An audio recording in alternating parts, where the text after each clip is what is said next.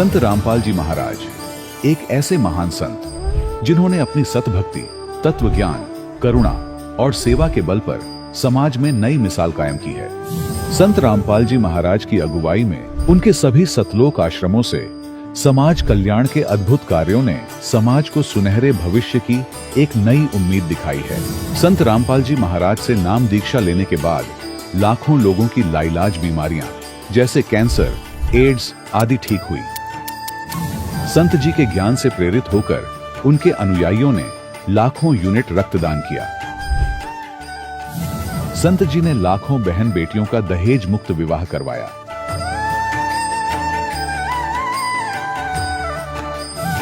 संत जी ने लाखों लोगों का नशा छुड़वाया, करोड़ों उजड़े परिवार बसे। संत जी के आश्रमों में समागम के दौरान निःशुल्क नेत्र चिकित्सा, दंत चिकित्सा प्रदान की जाती है। संत रामपाल जी महाराज द्वारा समय समय पर पर्यावरण संरक्षण के उद्देश्य से बड़े स्तर पर वृक्षारोपण किया जाता है। संत जी ने जरूरतमंदों को तत्काल राहत पहुंचाने के लिए एम्बुलेंस सेवा शुरू की। संत जी अपने अनुयायियों को देहदान के लिए प्रेरित करते हैं, जिससे मानवता की सेवा और चिकित्सा क्षेत्र में सुधार हो सके। संत रामपाल जी महाराज के सभी आश्रमों में हर रोज निःशुल्क भंडारा आयोजित किया जाता है, जहां हर वर्ग, हर जाति और हर धर्म के लोग एक साथ बैठकर भोजन करते हैं।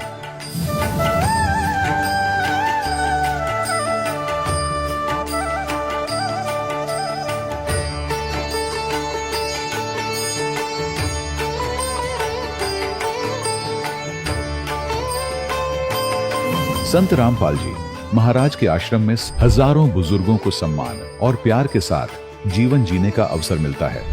उनके खाने, रहने और स्वास्थ्य की पूरी जिम्मेदारी संत रामपाल जी महाराज उठाते हैं। अनाथ बच्चों के लिए संत रामपाल जी महाराज के सभी आश्रम किसी वरदान से कम नहीं। यहाँ उन्हें शिक्षा, संस्कार और भविष्य के लिए बेहतर अवसर प्रदान किए जाते हैं। चाहे बाढ़ हो, भूकंप या महामारी, संत रामपाल जी महाराज और उनके अनुयायी हमेशा ही जरूरतमंदों के लिए सबसे आगे खड़े रहते हैं। कोविड महामारी के दौरान संत रामपाल जी महाराज के आश्रमों से करोड़ों लोगों के लिए भोजन, दवाइयां और जीवन रक्षक सामग्रियां उपलब्ध कराई गई। चाहे गरीब की मदद हो या किसी शोषित और पीड़ित वर्ग के हक और सम्मान की लड़ाई, संत रामपाल जी महाराज ने हमेशा ही उनकी दबी आवाज को सरकारों तक पहुंचाया है और उन्हें उचित न्याय दिलवाने में अहम भूमिका अदा की है। समाज में आध्यात्मिक और सामाजिक मूल्यों के प्रति जागरूकता लाने में संत रामपाल जी महाराज हर कदम पर मानवता के सच्चे सेवक साबित हुए हैं। संत रामपाल जी महाराज का जीवन हमें सिखाता है कि सच्ची सेवा वही है जो निस्वार्थ भाव से की जाए। आइए हम भी इस महान सेवा के कार्य में इस महान संत से जुड़ें और संत रामपाल जी महाराज से नाम दीक्षा लेकर अपने जीवन को धन्य बनाएं।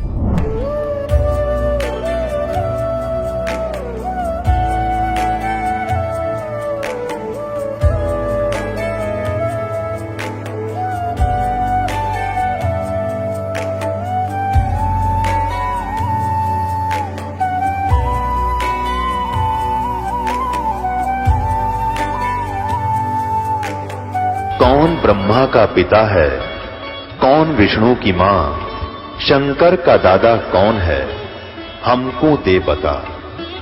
ये जानने के लिए कृपया सुनिए। जगत गुरु तत्वदर्शी संत रामपाल जी महाराज के अमृत वचन सर्व पवित्र धर्मों के पवित्र शास्त्रों के आधार पर। सत साहिब दर्शकों, क्या हो जब कोई व्यक्ति अपने जीवन में सुख और शांति प्राप्त करने के लिए अपना पूरा जीवन भगवान की भक्ति में समर्पित कर दे, फिर भी उसके जीवन में दुख और बीमारियां उसका पीछा न छोड़े। उसके जीवन में न शारीरिक सुख हो और न ही मानसिक शांति। दर्शकों, कुछ ऐसी ही कहानी थी उत्तर प्रदेश के रहने वाले सतेंद्र प्रजापति जी की।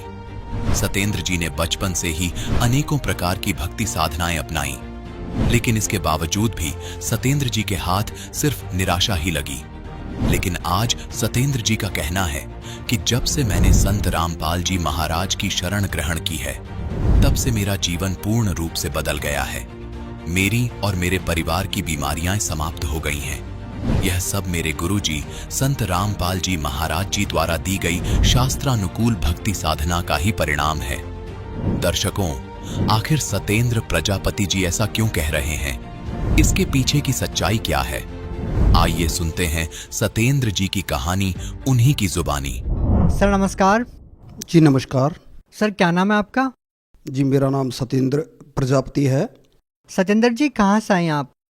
जी मेरा गांव दफ्तरा, तहसील गुन्नौर, डिस्ट्रिक्ट संभल, उत्तर प्रदेश से हूँ जी। सर संत रामपाल जी महाराज से नाम दीक्षा लेने से पहले आप क्या भक्ति साधना करते थे? सर संत रामपाल जी महाराज जी से नाम दीक्षा लेने से पहले जो समाज में जो पारंपरिक साधनाएं होती हैं उसी को किए जा रहे थे। और सबसे हमारे जो आज पूरे परिवार में और ये सभी सबसे सर्वप्रथम हम नानक साहिब जी की पूजा किया करते थे। उसके साथ साथ जो भी साधनाएं थी, जन्माष्टमी आ गई तो कृष्ण जी को मनाया करते थे, नवदुर्गा व्रत रहा करते थे, शिव तेरस आई तो शिव जी को मना लिया करते थे। ऐसे करके हम ये सभी साधना कर रहे थे। सर जैसा कि आपने बताया कि आप हिंदू धर्म में प्रचलित सभी प्रकार की पूजा करते थे, तो सर जब आप पारंपरिक पूजाएं सभी प्रकार की कर ही रहे थे तो फिर आपने संत रामपाल जी महाराज जी की शरण क्यों ली? जब ये सभी साधनाएं कर ही रहे थे तो इनसे हमारे को कोई भी लाभ नहीं हो रहा था और हानि पर हानि ही हो रही थी। और मेरे को ये विश्वास नहीं हो रहा था कि भाई हम इतनी साधना कर रहे हैं, इन सभी साधनाओं को करते करते हमारे को भगवान से जो मिलने वाला लाभ है वो क्यों नहीं मिल पा रहा है। बड़ा दुखी हो रहे थे। और इन सभी देवी देवताओं को, नानक साहिब जी को बड़े हृदय से पुकारा करते थे कि भगवान अगर वास्तविक आप भगवान हो तो हमारे को सुख दो, हमारे शरीर में सुख दो, हमारे को मतलब हर एक प्रकार से सुख दो। मगर ऐसा कुछ हो नहीं रहा था। इन सभी साधनाओं को करके हमारे को ऐसा कुछ लाभ मिल नहीं रहा था। सर जैसा कि आपने बताया कि जो पारंपरिक पूजाएं आप कर रहे थे उनसे आपको कोई लाभ नहीं मिला, तो हमारा आपसे ये सवाल है कि जब आपको उन साधनाओं को करने से कोई लाभ नहीं मिला तो फिर आप संत रामपाल जी महाराज जी के शरण में क्यों गए? हम एक बार पूर्णागिरी गए थे। पूर्णागिरी जैसे वहाँ पर जो श्रद्धालु होते हैं जिस तरीके से जो कर रहे थे उसी तरीके से हम भी किए जा रहे थे। जब वहाँ घूमने के बाद में जब हम ट्रेन में आकर के बैठ गए तो वहाँ एक भगत संत रामपाल जी महाराज का शिष्य, उन्होंने मेरे को 10 रुपये की एक ज्ञान गंगा पुस्तक दी और वो सभी ले रहे थे उस पुस्तक को। तो मैंने भी ले लिया कि भाई सभी ले रहे हैं, भाई आप भी ले लो। तो मैंने एक पुस्तक को 10 रुपये में ले लिया वहाँ से और ला करके हमने घर पे ला करके वो पुस्तक रख दी। और दास एक इलेक्ट्रीशियन मिस्त्री है, तो वहाँ दुकान पे काम करते करते अगर मेरे से कोई गलती हो जाती थी तो मेरे जो बड़े भाई हैं वो मेरे को पीट दिया करते थे। तो मैं घर पे आकर के और नाराज़ होकर के घर पे पहुँच जाया करता था। तो वहाँ पर मेरे मुंह में गुटखा भरा रहता था। ये सारे विषय किया करता था मैं। तो अंदर से ही प्रेरणा होती थी कि भाई तेरे घर में एक पुस्तक रखी है उसको पढ़ ले। तो उस पुस्तक को मैं उठा करके पढ़ने लग जाता। फिर मेरे अंदर प्रेरणा होती थी कि भाई गुटखा साफ़ कर ले। तो मैं उसको गुटखा साफ़ करता तो माँ कहती थी भाई तू तो अब बहुत बड़ा भगत जी बन गया, अभी तो गुटखा खा रहा था और अभी से तूने निकाल दिया, पुस्तक पढ़ने लग गया। तो ऐसा कुछ करते करते मेरे को ऐसे जो भाई मेरी पिटाई करते थे तो मैं बिल्कुल भूल जाता था। वो पुस्तक मुझे बिल्कुल शांत कर देती और फिर दूसरे दिन ही चाबी उठा करके अपनी दुकान पे चला जाता था और भूल जाता था कि भाई ने मेरी पिटाई की है। सर ऐसी कौन सी पुस्तक थी वो जिसको पढ़ने के बाद आपकी मानसिक परेशानी दूर हो जाती थी, मन को शांति मिलती थी? सर उस पुस्तक का नाम क्या है? जी उस पुस्तक का नाम ज्ञान गंगा है जी। उस पुस्तक को पढ़ने से, वह पुस्तक पढ़ने से मेरे को पूरी तरह से शांति मिल जाती थी और जो अंदर विकार उत्पन्न हुआ करते थे वो बिल्कुल सारे खत्म हो जाया करते थे। उस पुस्तक को पढ़ने से मतलब मैंने ज्ञान समझा और ज्ञान समझने के बाद में सतगुरुदेव जी से नाम दीक्षा ली। सर, संत रामपाल जी महाराज से नाम दीक्षा लेने के बाद क्या आपको कोई लाभ मिला? क्योंकि हम जिस भी संत रामपाल जी महाराज जी के अनुयायी से मिलते हैं वो बताते हैं कि उनको नाम दीक्षा लेने के बाद अनेकों लाभ मिले। क्या आपको भी कोई लाभ मिला? मेरे को ये सबसे बड़ा लाभ ये मिला, मेरी शादी को 5 साल हो गए थे और पुत्र की प्राप्ति नहीं हो रही थी, तो संत रामपाल जी महाराज की शरण ग्रहण करके भक्ति करने से मुझे 2 बेटियां 1 बेटा परमात्मा ने इस दास को दिए। एक छोटी बेटी जो है, दूसरे नंबर की जो बेटी है, वो खेलते खेलते घर में खेल रही थी, तो अंदर प्रवेश करते ही घर में वहाँ हमने एक प्रेस या हीटर लगाने के लिए एक बोर्ड लगा रखा है, तो वहाँ पर उस गुड़िया ने दोनों उंगली अपनी उस प्लग के अंदर डाल दी और वह बेटी तड़प तड़प के वह घर में ही मर गई। तो मेरी पत्नी बाहर काम कर रही थी, तो वो किसी काम के लिए अंदर गई घर में, तो उसने देखा कि भाई बेटी ख़त्म हो गई है और उसने संत रामपाल जी महाराज को याद किया और उसने कहा, संत रामपाल जी महाराज, परमात्मा अगर आज ये बेटी मर गई तो आपसे मेरे पति का विश्वास उठ जाएगा और जो गांव के अंदर जो भगत है वह भी आपसे विमुख हो जाएंगे, इसलिए परमात्मा, और जो मेरा बड़ा भाई है जेठ, वो भी हमारे को जीने नहीं देगा कि तुम्हारे गुरुजी भगवान थे तो आपके गुरुजी ने जिंदा क्यों ना करी। तो इतना कहते हुए उसने अपनी उस गुड़िया को उठा करके, जहाँ पर सतगुरुदेव जी का प्रणाम स्थल बना रखा है, वहाँ पर ले जा करके उसने उसको चरणामृत दिया।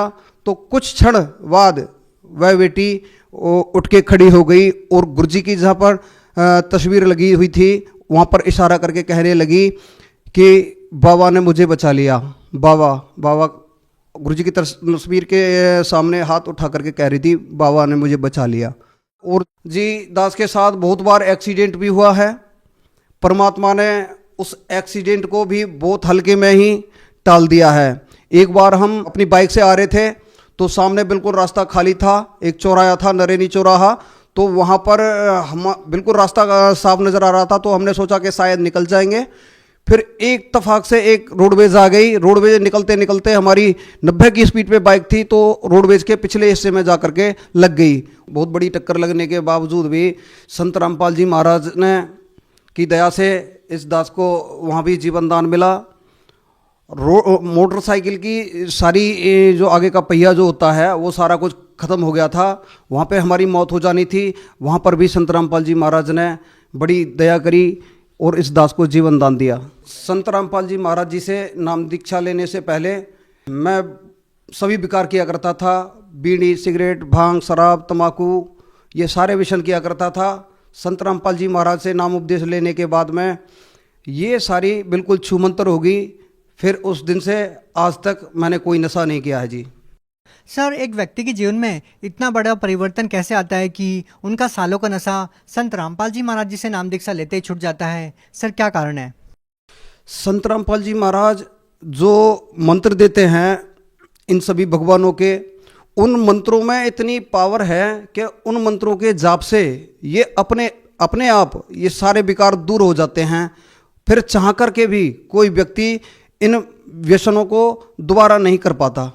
सर, अगर कोई व्यक्ति आपकी तरह अभी भी इतना नशा करता है और वो अपना नशा चाहकर भी नहीं छोड़ पा रहा है, तो क्या वो भी आपकी तरह संत रामपाल जी महाराज जी से नाम दीक्षा लेगा तो क्या उनका भी नशा छूट जाएगा? हाँ जी, 101%।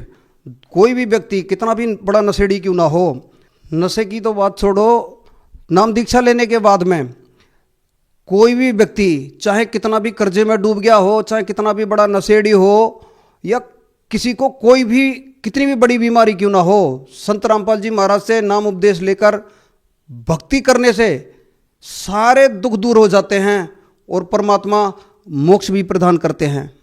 सर, भगत समाज को क्या संदेश देना चाहते हैं आप? मैं भक्त समाज को यही संदेश देना चाहता हूँ कि आज समाज में जो तरह तरह की जो साधनाएं कर रहे हैं उनसे कोई भी लाभ होने वाला नहीं है। एक बार संत रामपाल जी महाराज के ज्ञान को समझें, उनसे नाम उपदेश लें और अपना कल्याण करवाएं। जी, बहुत बहुत धन्यवाद। नमस्कार जी। दर्शकों, अभी आपने सुने संत रामपाल जी महाराज से दीक्षा प्राप्त करके सुखी हुए भक्त के अनुभव। अब देखिए जगत गुरु तत्वदर्शी संत रामपाल जी महाराज के मंगल प्रवचन। गीता ज्ञानदाता ये ब्रह्म है, श्री कृष्ण जी के अंदर प्रवेश करके बोलता है, ये ऐसे ही छल करता है। गीता अध्याय नंबर 4 के श्लोक नंबर 9 में ये स्वयं कहता है कि मेरे कर्म और जन्म दिव्य हैं, अलौकिक हैं। तो ये इसके कर्म हैं। गीता अध्याय नंबर 7 के श्लोक नंबर 24-25 में स्वयं स्वीकार करता है कि अर्जुन, मैं अपनी योग माया से छुपा रहता हूं, मैं कभी किसी के समक्ष अपने यथार्थ रूप में नहीं आता। और ये मूर्ख लोग जन समुदाय मुझे कृष्ण रूप में, व्यक्ति रूप में आया हुआ मान रहे हैं। मैं कृष्ण नहीं हूं।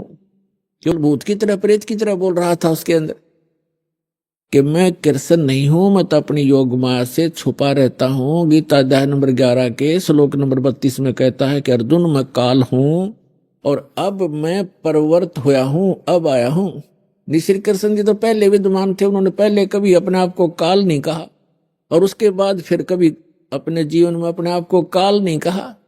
ये काल है, इसको ब्रह्म भी कहते हैं, सर पुरुष भी कहते हैं, सर ब्रह्म भी कहते हैं, ज्योत स्वरूपी निरंजन भी इसी को कहते हैं। तो ये कहता है कि मेरा तो एक ओम मंत्र है और ये कहता है कि मेरे जन्म और कर्म अलौकिक हैं। तो खुद कहता है कि मैं अपनी योग माया से छुपा रहता हूं, मैं कभी किसी के सामने अपने यथार्थ रूप में नहीं आता। तो श्री कृष्ण में प्रवेश करके ये ब्रह्म बोल रहा है, सरपुरुष बोल रहा है। 8वें अध्याय के 13वें श्लोक से भी स्पष्ट हो जाता है, ओम इति एकाक्षरम ब्रह्म व्यवहारण माम अनुसमरण। माम ब्रह्म, मुझ ब्रह्म का केवल एक ओम अक्षर है, उच्चारण करके सिमरण करता हुआ यह प्रियाति तजन देहम, जो शरीर त्याग कर जाते हुए इसी का सिमरण करता हुआ जाता है, स याति परमाम गतिम, वह परम गति को प्राप्त होता है। यानी ओम से मिलने वाली जो परम गति है, ओम से मिलने वाली परम गति क्या है? ब्रह्मलोक में जाता है साधक। और आज तक के ऋषि महर्षियों को इस ओम से आगे कोई मंत्र का ज्ञान नहीं था और ब्रह्म को ये संपूर्ण पूर्ण परमात्मा माना करते थे। और फिर घुमा फिराकर इन्हीं ब्रह्मा विष्णु महेश तक ही इनकी बुद्धि की सुई आकर टिक जाया करती थी, क्योंकि इनको कंप्लीट स्पिरिचुअल नॉलेज नहीं था। कारण क्या है कि वेदों में ज्ञान तो उस पूर्ण परमात्मा का अधिक है, ऐसे ही श्रीमद् भगवद गीता में ज्ञान तो पूर्ण परमात्मा का ही अधिकतर है, लेकिन पूजा की विधि केवल ब्रह्म तक की है। और गलती से इन ऋषि महर्षियों ने सतगुरु के अभाव से इस ब्रह्म को पूर्ण परमात्मा भी कह दिया, इसी को पूर्ण ब्रह्म मान लिया ब्रह्म को, जबकि यह स्वयं स्वीकार करता है कि वो परम अक्षर ब्रह्म तो कोई और है, मुझसे भिन्न है और उसकी साधना करने से पूर्ण मोक्ष होता है। अब प्रसंग चल रहा है, भगवान ने आकर बताया है कि पर भी लेन जात है दुनिया, हमरा ज्ञान किने ना सुनिया। अब पर भी लेने जाते हैं, स्नान करने जाते हैं तीर्थों पर। ये तीर्थ क्या हैं, ये कैसे निर्मित हुए, इसके विषय में ब्रह्म पुराण में, ब्रह्मा पुराण में बहुत विस्तृत जानकारी है और विष्णु पुराण के अंदर भी। उसमें क्या बताया गया है कि जैसे किसी संत ने किसी सरोवर के किनारे या दरिया के किनारे बैठकर अपनी सुविधा अनुसार, यानी जल की आवश्यकता होती है अधिकतर जीव को नहाने पीने वस्त्र आदि धोने के लिए, और साथ में फिर भक्ति करते हैं। उनके किनारे बैठकर के उन्होंने अपने अनुष्ठान किए, जैसे भी उनको गुरु मिले, जैसा भी वो अध्यात्म मार्ग से परिचित थे, उस आधार से उन्होंने वहां भक्ति करी बैठ के। और वहां से जो साधना उन्होंने की, उस साधना अनुसार अपना शरीर त्याग करके वो चले गए उस लोक को, उस स्थान को प्राप्त कर गए जहां की उसने साधना की थी। अब बाद में उस महापुरुष ने वहां शरीर तो छोड़ना ही होता है, उसकी यादगार बना देते हैं।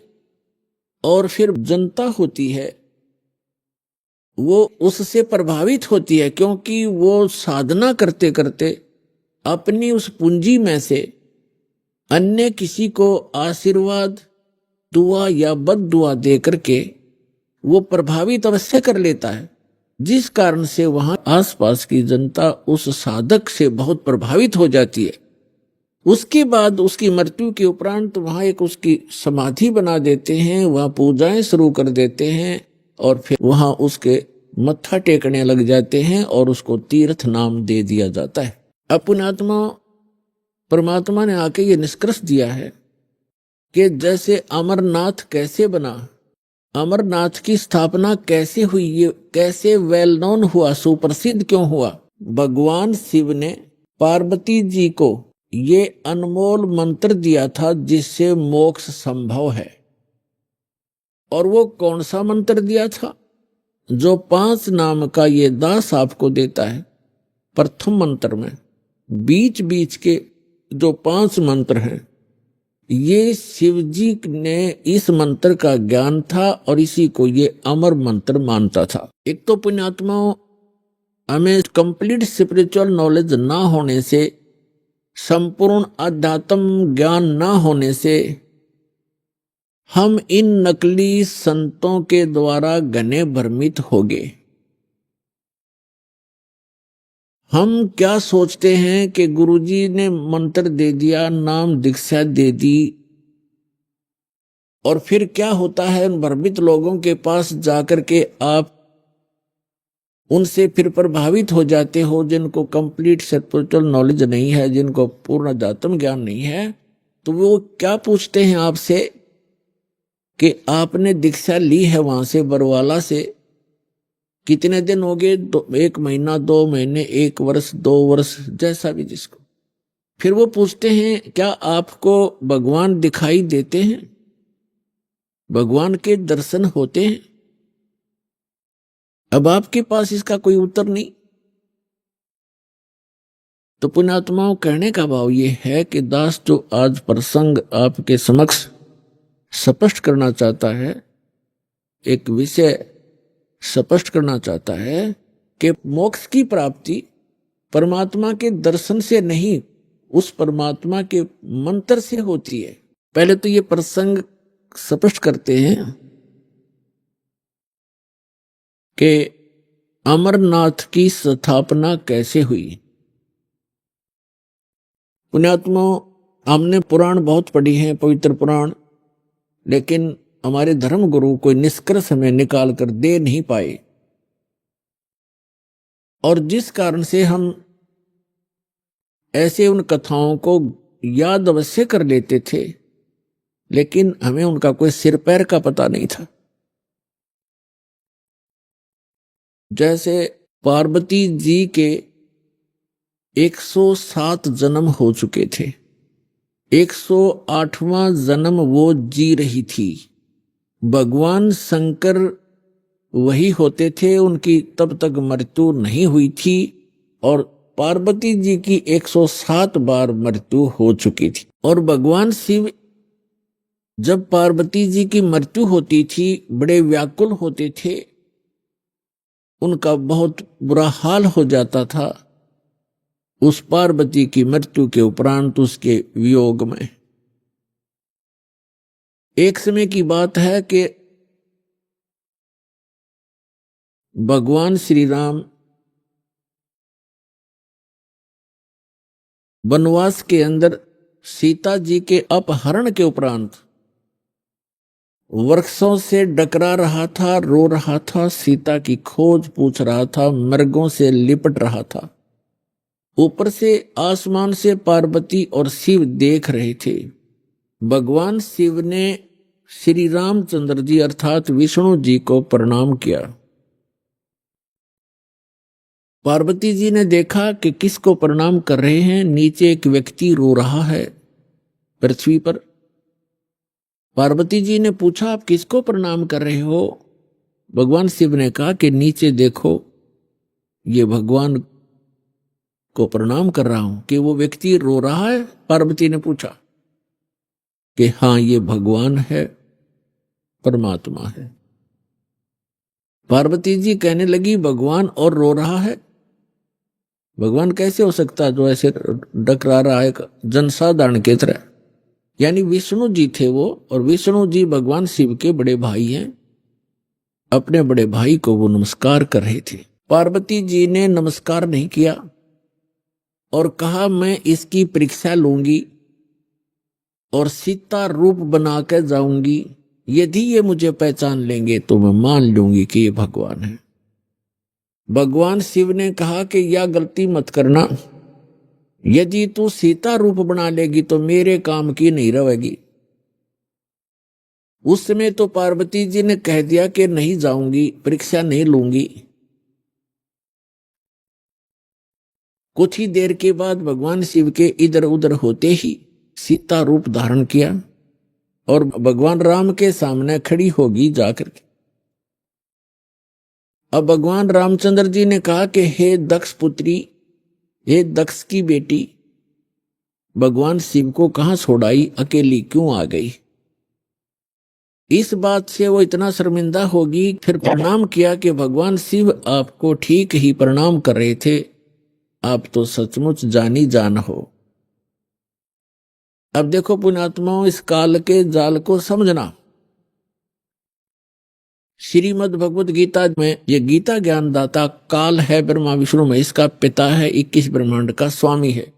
ये कहता है कि जितने भी मेरे अंतर्गत प्राणी हैं, चाहे वो ब्रह्मा है, चाहे विष्णु है, चाहे शिव जी है, चाहे राम और कृष्ण है, उन्हीं के सभी जीवों की बुद्धि मेरे हाथ में है, मेरे कंट्रोल में है। इनका सब बलवानों का बल मैं हूं, सबकी बुद्धि मैं हूं, यानी मेरे हाथ में है।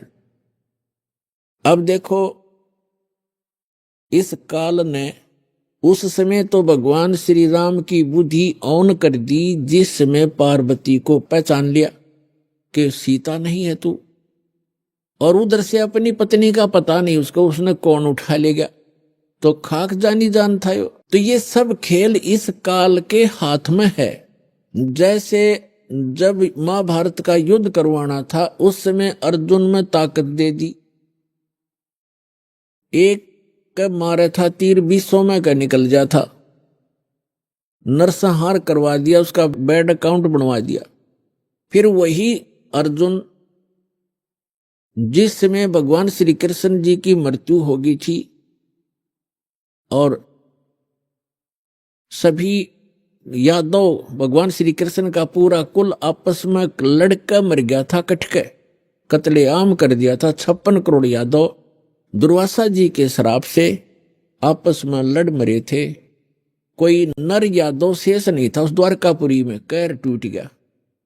उस समय श्री कृष्ण जी के आदेश अनुसार अर्जुन उन गोपियों को, वहां की सभी औरतों को लेकर वापस आ रहा था इंद्रप्रस्थ। रास्ते में वही धनुष जिससे महाभारत का युद्ध जीता था, वही धनुष उनके साथ था। रास्ते में भीलों ने, जंगली लोगों ने अर्जुन को पीटा और उनके गहने तोड़ ले गए, सारी औरतों के, कुछ एक औरतों को भी ले गई, और अर्जुन का हाथ नहीं उठा। उस समय अर्जुन रो रहा है कि कृष्ण बड़ा छलिया था, इसने जब युद्ध करवाना था तब तो मुझे शक्ति दे दी, अब वही मेरा गांडीव धनुष है, वही मैं अर्जुन हूं, आज मेरे से ये उठ नहीं रहा है। तो यहां परमात्मा कहते हैं, मूल लहे ना मूर्खा, गिनते हैं क्यों डारे। मूल लहे ना मूर्खा, ये गिनते हैं क्यों डार, कि तुम इस जड़ से परिचित नहीं हो। इस सारे एपिसोड का जो भी महाभारत वगैरह हुए हैं, इसकी मूल कौन था? ये काल है। जब इसने अपना उल्लू सीधा करवाना तो पावर दे देता है, जब उसकी ब्रेन मट्टी होनी है छोड़ देता, बाढ़ में जाओ। तो अर्जुन खड़ा खड़ा पिट रहा है। तो कहने का भाव ये है कि आज के सत्संग में आपको काल का बहुत सा जाल समझ में आओगा, और जिन पूजाओं को हम किया करते थे वो भी एक काल जाल ही आपको स्पष्ट होगा। अब क्या हुआ, पार्वती जी वापस आ गई कैलाश पर्वत पर अपने महल में। उधर से भगवान शिव की बुद्धि खोल दी काल ने, और उसके मन में ये पक्का हो गया कि यह अवश्य परीक्षा लेकर आई है। भगवान शिव ने पूछा कि पार्वती परीक्षा ले आई? झूठ बोल दिया पार्वती ने, परीक्षा नहीं ली अविनाशी, मैं ना गई कितने भी। तो भगवान शिव की वह बुद्धि खोल दी, उसने देखा वो अपनी दिव्य दृष्टि से सचमुच ये जाके आई है। तो भगवान शिव ने पार्वती जी से पति पत्नी का नाता तोड़ दिया, रहते वहीं पर, लेकिन उनसे वो पति पत्नी वाला व्यवहार बंद कर दिया। वो जान गई अपनी गलती से कि मेरी गलती से सारा काम हुआ है। भगवान शिव ने बताया कि आपने मेरी मां का रूप बना लिया, क्योंकि भगवान विष्णु उनके बड़े भाई हैं और लक्ष्मी उनकी विष्णु जी की पत्नी यानी बड़े भाई की पत्नी, भाभी, मां के तुल्य मानी जाती है। तो उसने कहा कि तूने मेरी मां का रूप बना लिया, मेरी भाभी का रूप बना लिया, इसलिए तू मेरे लिए पत्नी रूप में स्वीकार्य नहीं रही। तो उधर से पार्वती ने एक दिन देखा, 2 दिन देखा, 10 दिन, 1 साल, वह दुखी होगी। और जब बच्ची दुखी हो जाती है तो कहाँ आश्रय तकती है? अपने पीहर जाती है, माता पिता के यहाँ। अब माता पिता के यहाँ गई, लेकिन माता पिता उससे अक्षुब्ध थे पहले से ही। क्यों? क्योंकि उसने अपनी मर्जी से विवाह किया था भगवान शिव से। उसका पिता दक्ष बिल्कुल खुश नहीं था। अब वो अपनी मर्जी से विवाह करके आई थी, दक्ष दुखी थे उससे। उधर राजा दक्ष ने उसी समय एक यज्ञ कर रखी थी, एक धार्मिक अनुष्ठान कर रखा था अपने घर में। और धार्मिक अनुष्ठान के अंदर एक ऐसा इन ब्राह्मणों ने, गुरुओं ने बना रखा है कि धार्मिक अनुष्ठान करे तब सारी लड़कियों को, उनके पतियों को यानी अपने दामादों को भी आमंत्रित किया जाता है, और भी गणमान्य व्यक्तियों को, साधु संतों को भी आमंत्रित किया जाता है। तो पार्वती जी की जो अन्य बहनें थी, उनके पति भी आए हुए थे, वो बहनें भी आमंत्रित की हुई थी, लेकिन पार्वती को आमंत्रित नहीं किया था, ना शिव को बुलाया था, क्योंकि राजा दक्ष उनकी शकल भी देखना नहीं चाहते थे। जब पार्वती अपने घर पहुंची तो क्या देखा? वहां हवन हो रहा है, यज्ञ हो रही है, और जितने भी रिलेटिव थे सभी आए हुए हैं, सभी बहनों के पति भी आए हुए हैं, और उनके यथाचित उस यज्ञ में आसन लगाए हुए हैं, और प्रतिदिन उनका हिस्सा निकाला जाता था। जैसे ब्राह्मण लोग कहते हैं, आपने देखे होंगे फेरे करते समय का 5 यहाँ धर दे, 11 वहां रख दे। तो ऐसे ही किया करते हैं कि इतने रुपए अपने दामादों के रख दो, तो उनका हिस्सा रखा हुआ था प्रत्येक के आसनों के पास। और पार्वती सब पूरे मंडप में घूम के अपनी मां के पास आ गई, और ना दक्ष उनसे मुख से बोला कि आजा बेटी, और बेटी मां के पास ही अपना दुख रोया करती है। अपनी मां के पास जाके कहने लगी, मां आपने यज्ञ कर रखा है, धर्म यज्ञ कर रहे हो, और हमारे को आपने आमंत्रित नहीं किया, क्यों नहीं किया? और ऐसा भी था कि जैसे किसी बहन का कोई पति नहीं आया है, उपस्थित नहीं हो पाया किसी कारण से, तो उसका आसन लगा रखा है और ऊपर उसका हिस्सा भी रखा हुआ है। तो पार्वती जी ने कहा अपनी मां से कि आपने ना तो अपने दामाद को आमंत्रित किया, ना मुझे किया, ना उसका आसन लगा रखा है। ऐसा भेदभाव तुमने क्यों किया हमारे से? तब मां ने कहा कि बेटी, ना तो तू मानती मेरी बात, ना तेरा पिता मानता। तूने भी अपनी मर्जी से ब्याह किया था, इससे तेरा पिता क्षुब्ध है,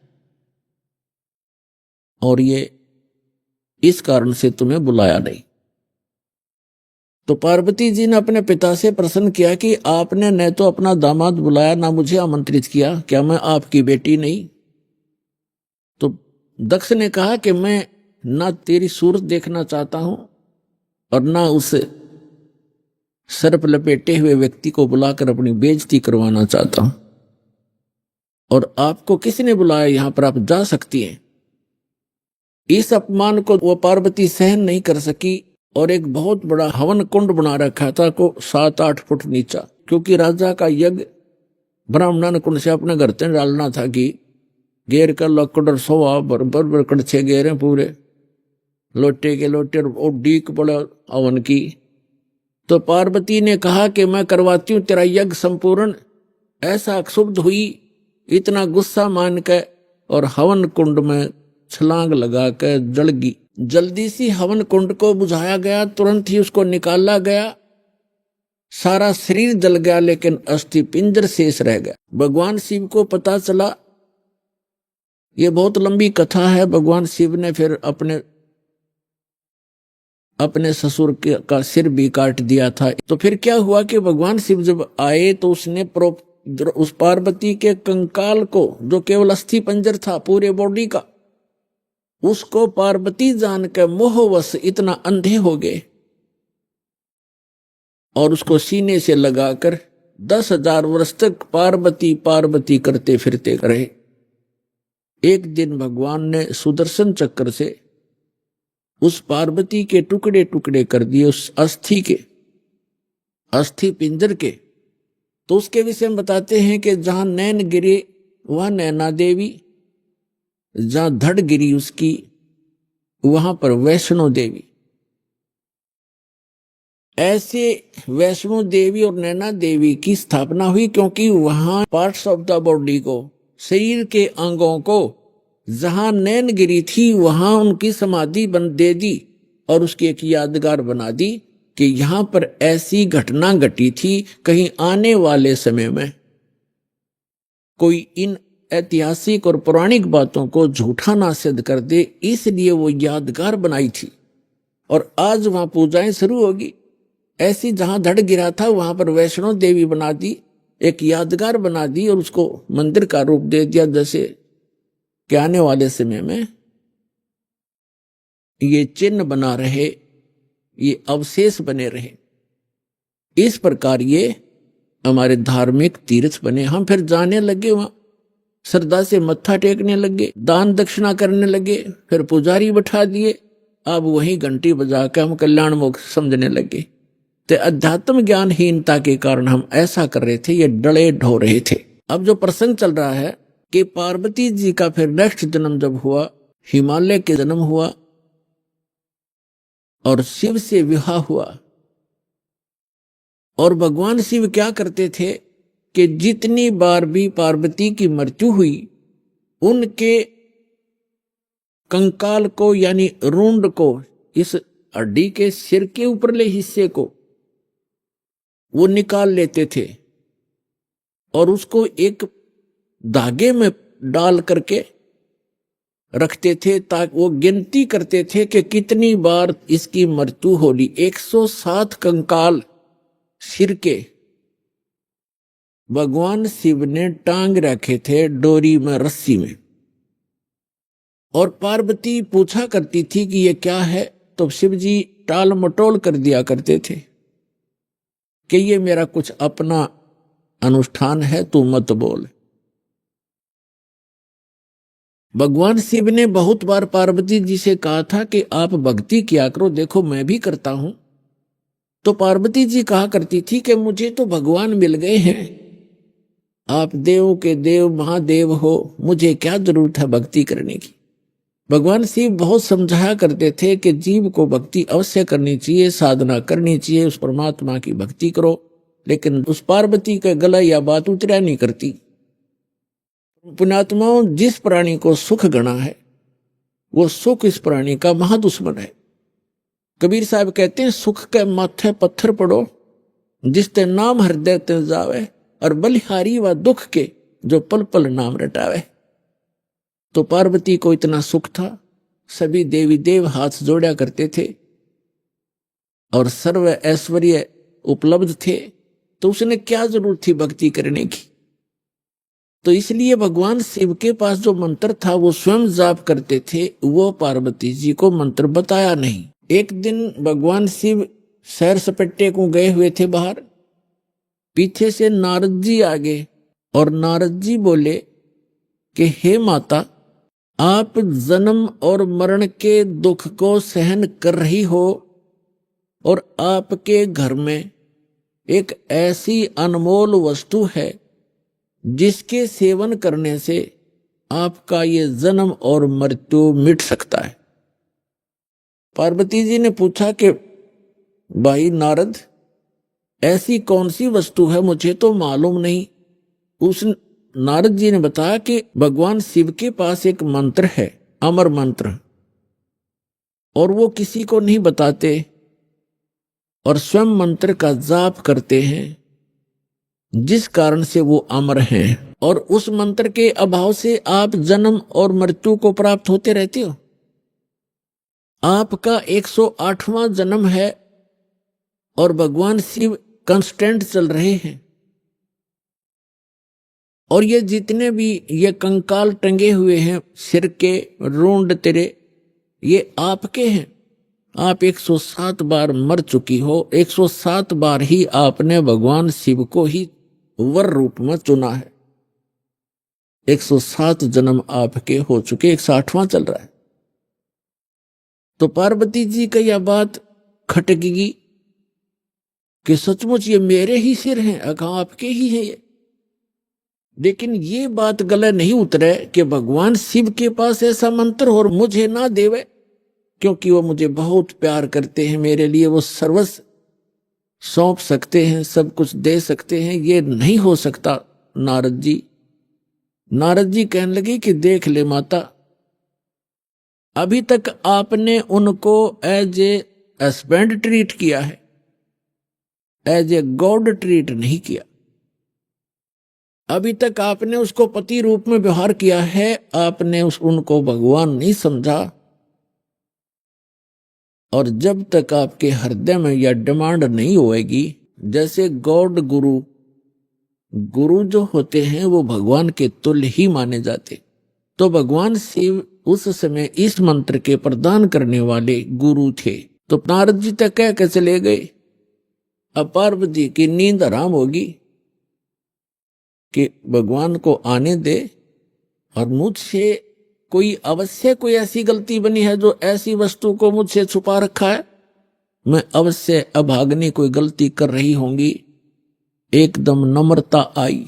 अब पहले तो पार्वती जी जैसे पति पत्नी बोलते हैं ऐसे बोला करती थी, और उस दिन आते ही चरणों में दंडवत प्रणाम किया और पैर पकड़ के रोने लगी। भगवान शिव ने पूछा कि किसने क्या कह दिया आपको, क्यों रो रहे हो, बताओ मुझे एक बार। तो पार्वती ने कहा कि आपके रहते मुझे कौन क्या कह सकता है, लेकिन मैं बहुत निकम्मी हूं कि मैं ऐसी कोई गलती कर रही हूं जिस कारण से आपने मुझसे एक अनमोल वस्तु छुपा रखी है। और मैं तो बालक हूं, आप तो भगवान हो, बालकों की गलतियां माफ किया करते, मैं तो बालिका हूं आपके सामने, और मुझे क्षमा करो, मुझसे कोई ऐसी गलती हुई। आपके पास एक अमोघ मंत्र है जिससे मेरा कल्याण हो सकता है। और तब भगवान शिव ने सोचा आज या कौन सा स्टेशन पकड़गी, या तो कदे भी इस बात के निकट भी नहीं थी, ना ऐसा मैंने कदे भाव देखा, ऐसी विनम्र नहीं देखी। तब उसने कहा कि तुझे कौन ऐसा भगवान मिल गया जो तेरी बुद्धि बदल दी।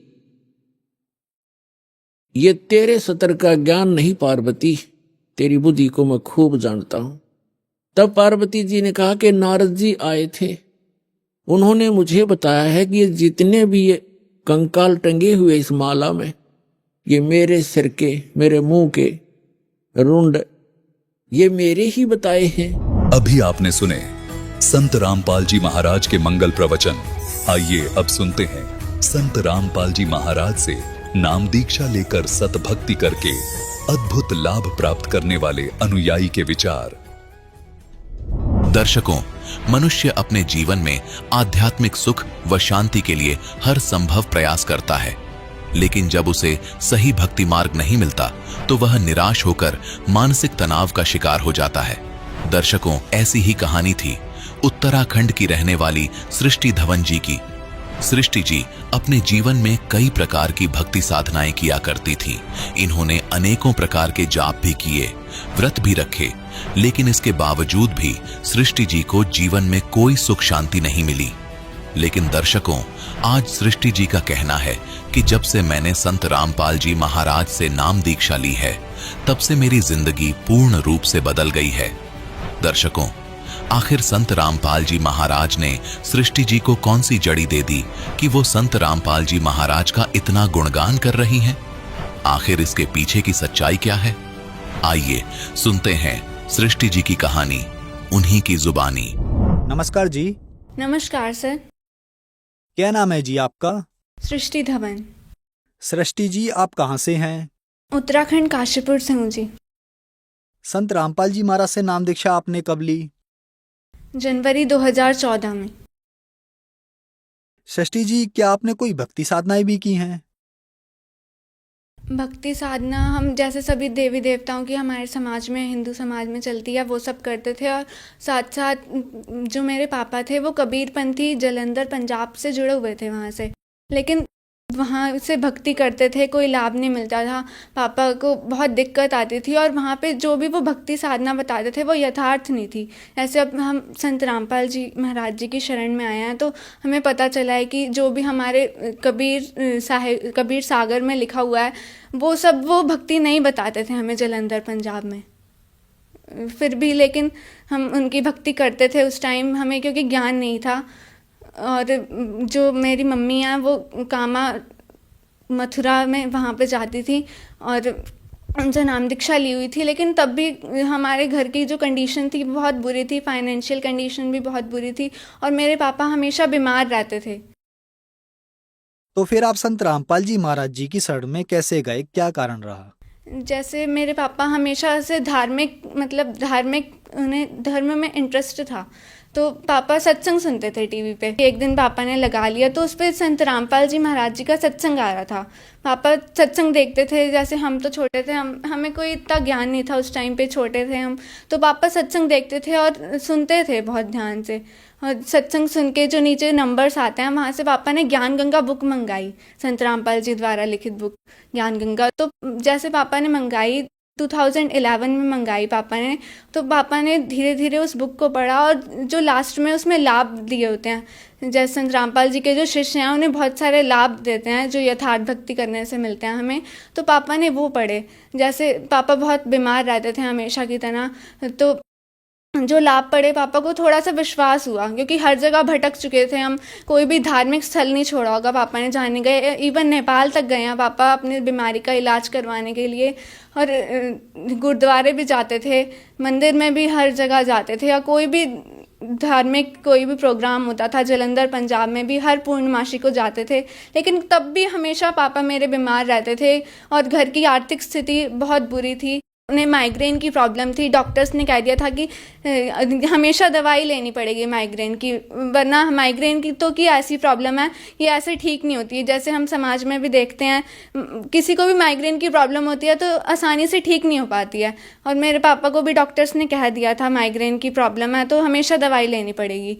और मेरे पापा डिप्रेशन में भी आने लग गए थे, घर की फाइनेंशियल कंडीशन सही नहीं थी। पापा नेटवर्किंग में, मतलब जहाँ भी जॉब करने जाते हैं हमेशा वहाँ पे लॉस होता था, कोई भी प्रॉफिट नहीं होता था, और जो भी हमारे घर पैसा आता भी था तो वो हमेशा हेल्थ में इन्वेस्ट हो जाता था। घर में कोई भी डेवलप नहीं हो पाता था हमारे घर का, हमेशा हेल्थ में इन्वेस्ट होता था पैसा जो भी आता था। और मेरे पापा को किडनी में पथरी थी, मेरी मम्मा भी मतलब बहुत स्ट्रेस में रहने लग गई थी, घर की कंडीशन बहुत बिगड़ चुकी थी। और मेरे भैया जो थे उन्हें भी दौरे पड़ते थे, बहुत ज़्यादा बुरी हालत हो गई थी हमारी। मेरे पापा को अल्सर की प्रॉब्लम भी थी, जैसे ये सब बीमारियां थी, पापा को अल्सर रहना, माइग्रेन की प्रॉब्लम। तो पापा बहुत थक चुके थे हर जगह जाके। तो ऐसे ही संत रामपाल जी का जैसे सत्संग सुना परमात्मा का मेरे पापा ने, तो पापा को मतलब विश्वास सा हुआ, जैसे जो लोग बताते थे सद्भक्ति से ये लाभ हुआ, तो पापा का भी थोड़ा सा विश्वास हुआ। मेरे पापा अपने फ्रेंड के साथ बरवाला आश्रम है, फ़ोन करके वहाँ से बरवाला आश्रम में गए और वहाँ पे जैसे पापा गए, वहाँ का जो माहौल देखा पापा ने, कोई भी पैसा नहीं लिया गया, जैसे कहीं और मंदिर में जाते थे या फिर कहीं और भी धार्मिक स्थल पर जाते थे, वहाँ पे पैसा लिया जाता था पहले, तभी एंट्री होती थी। और जैसे वहाँ पे गए बरवाला आश्रम में, तो संत रामपाल जी महाराज जी के आश्रम में, तो वहाँ पे कोई भी पैसा नहीं लिया जाता था और सब भाईचारे से रहते थे। वहाँ का माहौल बहुत बहुत अच्छा था। पर पापा को मेरे अच्छा लगा। पापा ने संत रामपाल जी महाराज जी से नाम दीक्षा ली। फिर उसके बाद पापा घर पे आए तो पापा बहुत सही रहने लग गए उसके बाद से। फिर पापा ने जैसे मम्मा को बताया कि ऐसे ऐसे सद्भक्ति से लाभ होते हैं, तो मम्मा को बताया। मम्मा ने भी फिर नेक्स्ट मंथ जाके नाम दीक्षा ली संत रामपाल जी महाराज जी से, और धीरे धीरे हमने भी संत रामपाल जी महाराज जी से नेक्स्ट ईयर 2014 में नाम दीक्षा ली।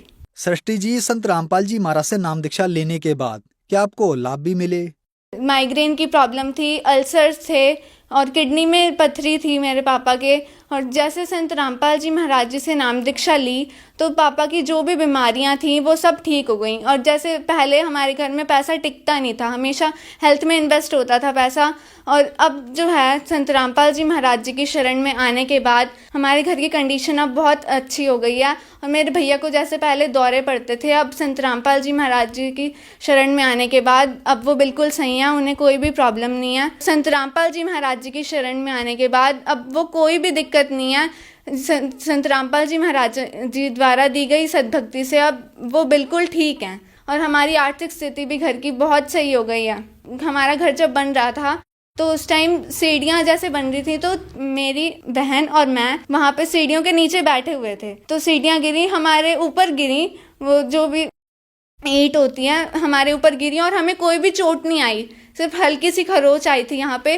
वो भी जैसे सीढ़ियाँ गिरती हैं तो बहुत चोट आ सकती थी हमें, लेकिन हम जैसे संत रामपाल जी महाराज जी की शरण में थे, हमें कोई भी चोट नहीं आई, हम बिल्कुल पूरी तरीके से ठीक थे।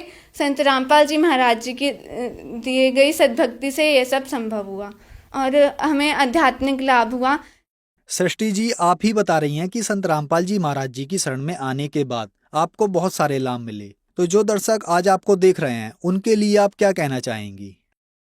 जैसे आज हमारी यूथ जनरेशन है, वो इस चीज़ को समझे कि क्या हमारे वेदों शास्त्रों में लिखा हुआ है। हम बुक्स पढ़ते हैं तो हमारे जो वेदों शास्त्रों में भी लिखा हुआ है हमें वो भी पढ़ना चाहिए साथ साथ, और ये खोज करनी चाहिए कि पूर्ण भगवान कौन है, हमें बनाया किसने है। आज पढ़ा लिखा समाज है, यूथ जनरेशन है, हमें इंडिया में यूथ कंट्री कहा जाता है, इंडिया को डेवलपिंग कंट्री है, तो हमें ये समझना चाहिए कि हमारे जो होली बुक्स में लिखा हुआ है क्या लिखा हुआ है, उसके अंदर भगवान के बारे में क्या लिखा हुआ है, पूर्ण भगवान है कौन। जो हमारा समाज है उसे ये पढ़ना चाहिए और देखना चाहिए कि कौन है वो भगवान जिनकी शरण में आने से हमें पूर्ण लाभ मिल सकते हैं। हम मरते हैं, जन्मते हैं, तो क्यों मरते हैं, हमारे जो ह्यूमन लाइफ है उसका उद्देश्य क्या है। हमें ह्यूमन लाइफ मिली है तो हमें ये भक्ति करने के लिए मिली है। ह्यूमन लाइफ ऐसे नहीं मिल जाती, वरना जो एनिमल्स हैं, इंसेक्ट्स हैं, बर्ड्स हैं, ये सब भी तो जी रहे हैं। हमें जो है वो अलग लाइफ मिली है, भगवान ने दिया तो किसी कारण तो दी होगी ना। इसलिए संत रामपाल जी महाराज जी ने हमें बताया है कि जो ह्यूमन लाइफ है ये बहुत प्रीशियस है, ऐसे नहीं मिलती हमें, तो हमें ह्यूमन लाइफ को वेस्ट नहीं करना चाहिए। एक एक श्वास जो है ये बहुत कीमती है। इसलिए मैं सबसे यही कहना चाहूँगी कि पहले उस चीज़ की छानबीन करें कि ये क्यों हो रहा है। संत रामपाल जी महाराज जी का सत्संग सुने। आजकल तो सोशल मीडिया नेटवर्क्स पे सब पे संत रामपाल जी महाराज जी का ज्ञान का प्रचार हो रहा है। ट्विटर पे डेली ट्रेंड्स होते हैं संत रामपाल जी महाराज जी से रिलेटेड। संत रामपाल जी महाराज बता रहे हैं कि ये गलत है और ये सही है, तो हमें भी ये पढ़ना चाहिए। हम फेसबुक, ट्विटर, इंस्टाग्राम, हर किसी सोशल मीडिया प्लेटफॉर्म पे जोरों शोरों से संत रामपाल जी महाराज जी का ज्ञान प्रचार चल रहा है। और जो संत रामपाल जी द्वारा लिखित बुक्स हैं, जीने की राह और ज्ञान गंगा, उसमें भी ज्ञान लिखा हुआ है। तो आप एक बार पढ़ें तो ज़रूर। अगर आपको नहीं भी मानना है तो मत माने, कम से कम पढ़ के तो देखें। ऐसा नहीं है कि नाम सुना कि संत रामपाल जी महाराज जी हैं, हमें तो पढ़ना ही नहीं है। कम से कम रिसर्च तो करके देखें कि क्या लिखा हुआ है उसके अंदर। सृष्टि जी, संत रामपाल जी महाराज से नाम दीक्षा कैसे ली जा सकती है?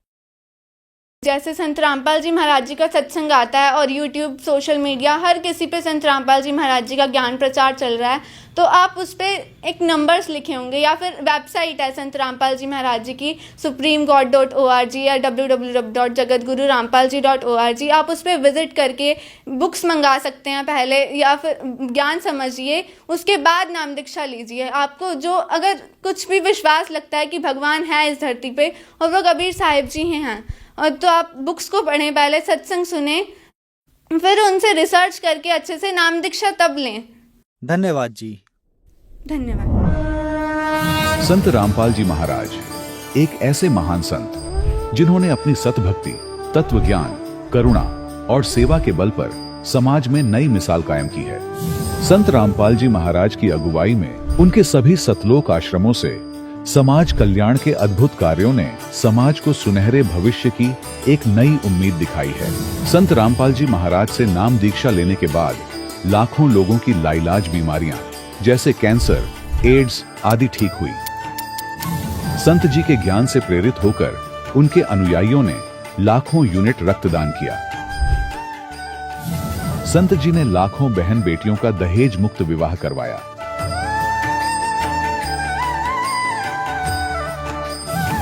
संत जी ने लाखों लोगों का नशा छुड़वाया, करोड़ों उजड़े परिवार बसे। संत जी के आश्रमों में समागम के दौरान निःशुल्क नेत्र चिकित्सा, दंत चिकित्सा प्रदान की जाती है।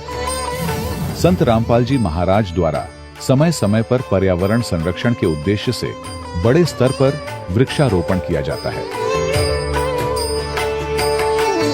संत जी ने जरूरतमंदों को तत्काल राहत पहुंचाने के लिए एम्बुलेंस सेवा शुरू की। संत जी अपने अनुयायियों को देहदान के लिए प्रेरित करते हैं, जिससे मानवता की सेवा और चिकित्सा क्षेत्र में सुधार हो सके। संत रामपाल जी महाराज के सभी आश्रमों में हर रोज निशुल्क भंडारा आयोजित किया जाता है, जहां हर वर्ग, हर जाति और हर धर्म के लोग एक साथ बैठकर भोजन करते हैं।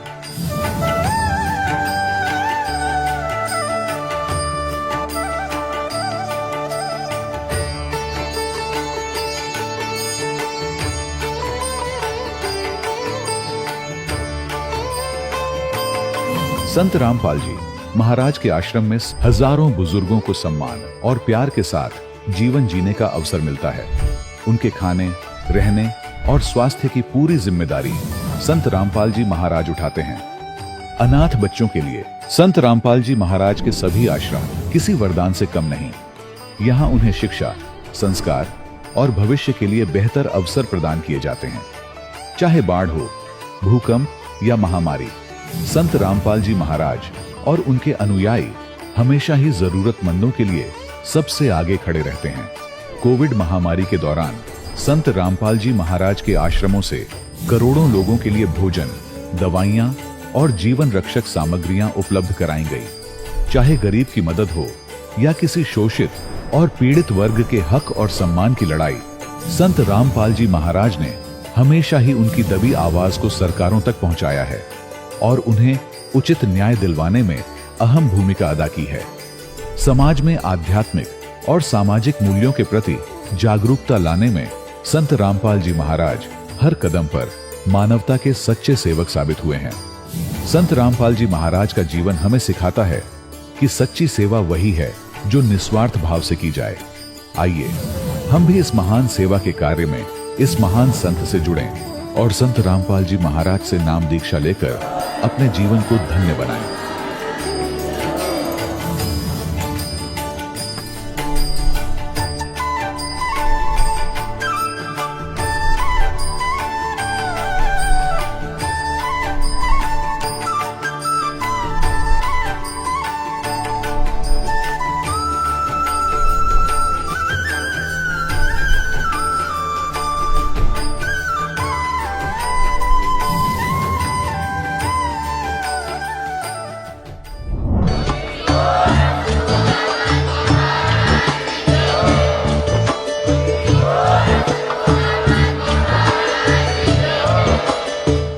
सुन रहे थे जगत गुरु तत्वदर्शी संत रामपाल जी महाराज जी के मंगल प्रवचन। अधिक जानकारी के लिए विजिट कीजिए हमारी वेबसाइट www.jagatgururampalji.org। संत रामपाल जी महाराज जी के शुभ आशीर्वाद से पूरे विश्व भर में 500 से भी ज्यादा नाम दीक्षा केंद्र हैं, जिन पर संत रामपाल जी महाराज जी द्वारा ऑनलाइन निशुल्क नाम दीक्षा दी जा रही है। अपने नजदीकी नाम दीक्षा केंद्र का पता करने के लिए संपर्क करें 8222880541।